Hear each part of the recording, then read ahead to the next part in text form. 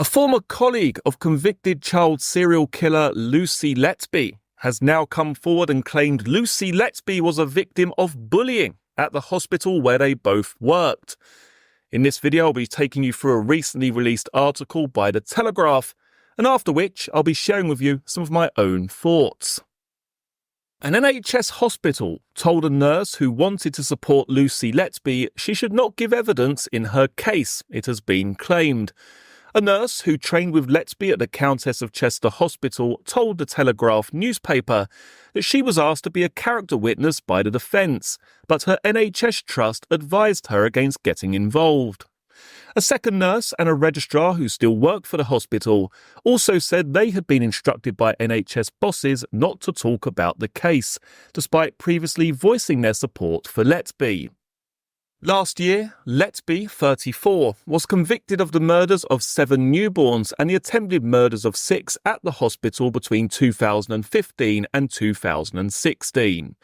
Earlier this month, she was also convicted of the attempted murder of another baby girl.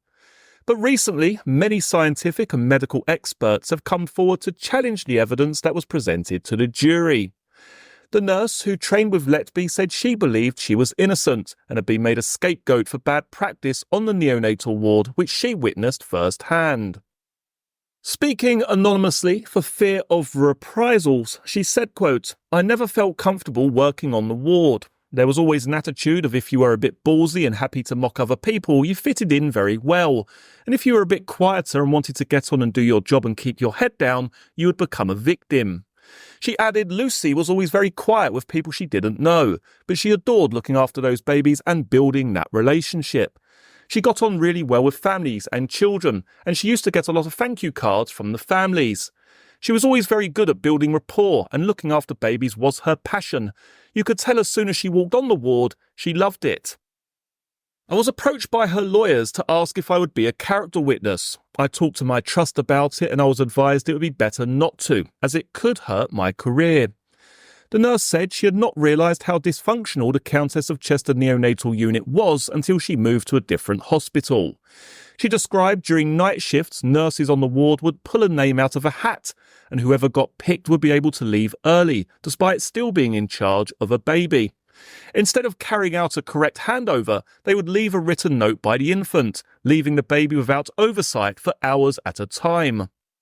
One thing that really struck me as odd was on night shift, if it was quiet, they would pick a name out of a hat and that nurse would go home early, she said. And it wasn't like, you go home, I'll take your patient. It was like, write the handover on an A4 bit of paper, stick it next to the baby. I look back and think what an absolute idiot I was to go along with it and think that that was normal. It wasn't until I left and went somewhere else I realised this wouldn't be allowed anywhere else. The ward definitely had its own little special practices.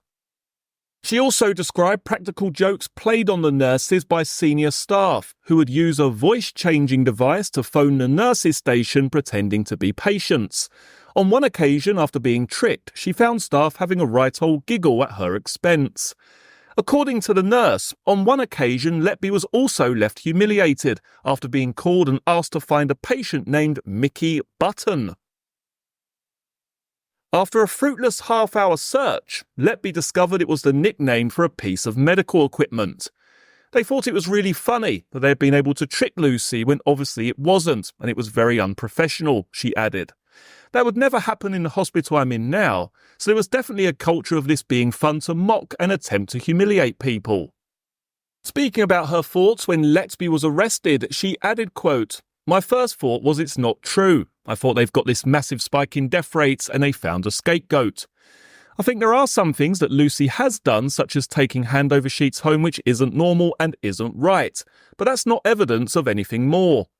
Other people that I know that I've spoken to were all under the impression that it's all a massive mistake, but it's been really hard to find the courage to talk about it.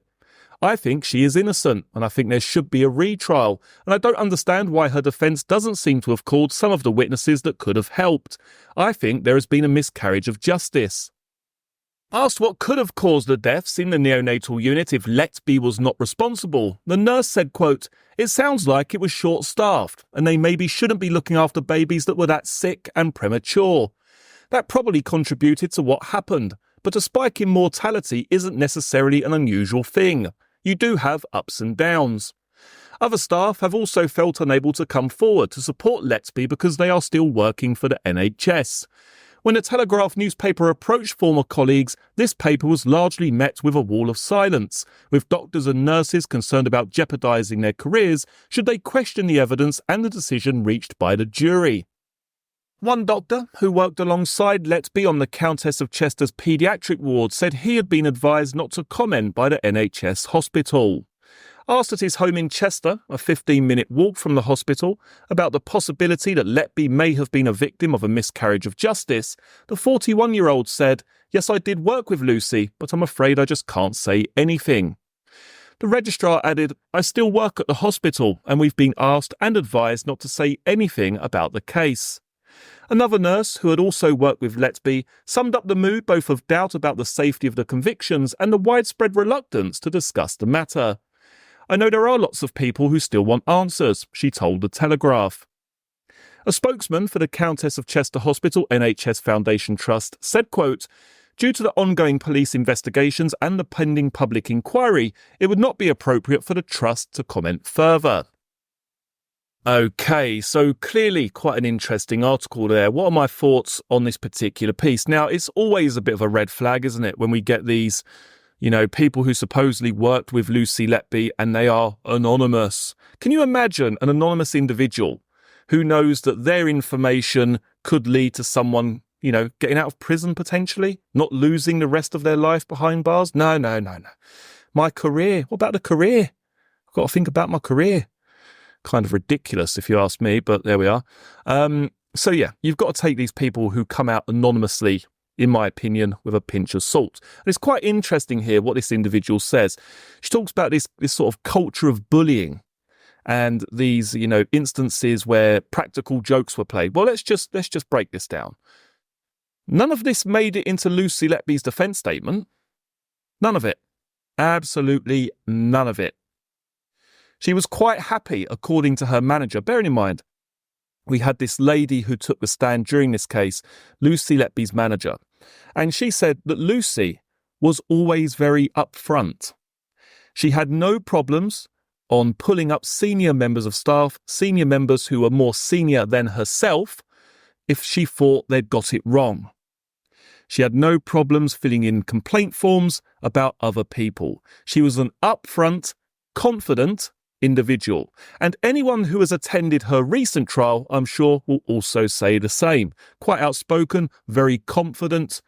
I don't know if you could borderline that with arrogant, potentially, but she certainly was no shrinking violet. Let's put it that way. Yeah, this article and this individual, this lady here, is claiming that Lucy was quite a quiet individual. Yet that was not what was discussed during the trial, was it? We had Lucy shouting at another colleague because she had called for help. We had Lucy putting in datix forms, complaint forms about other doctors, her seniors at the hospital.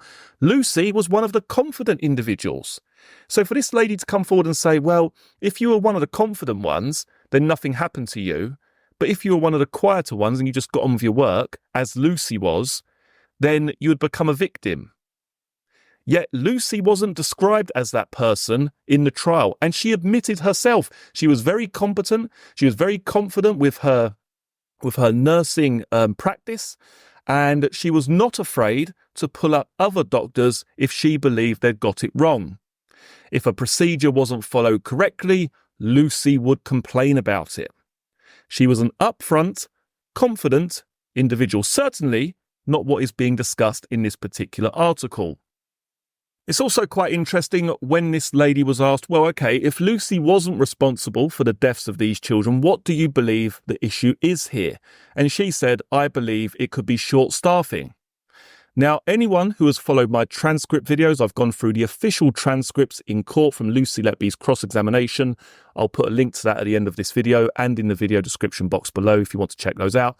But that goes into about 11 to 13 hour cross-examination of Lucy Letby in court, the official court transcripts. And now in those particular documents, it goes through each and every individual case regarding staffing levels, whether another nurse or any nurse whatsoever may have played a part in this child's collapse or death. And only, I think it was 2 out of 17 cases could Lucy point to a possible staffing deficiency which may have caused an issue. So for this ex-member of staff to now come forward and say, well, it was short staffing, that was completely eradicated. Completely eradicated during Lucy's initial trial.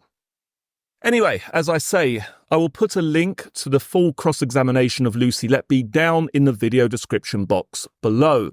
This will give you a real decent insight into exactly what took place during the court procedure, and in particular Lucy Letby's cross-examination on the stand.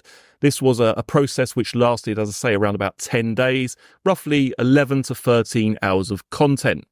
I'll put the link to that playlist down in the video description box below. Anyway, leave your own thoughts and theories regarding this particular video. I'll be sure to check those out. And as always, many thanks for joining me for this one. I look forward to seeing you all again for the next one. Take care. Cheers.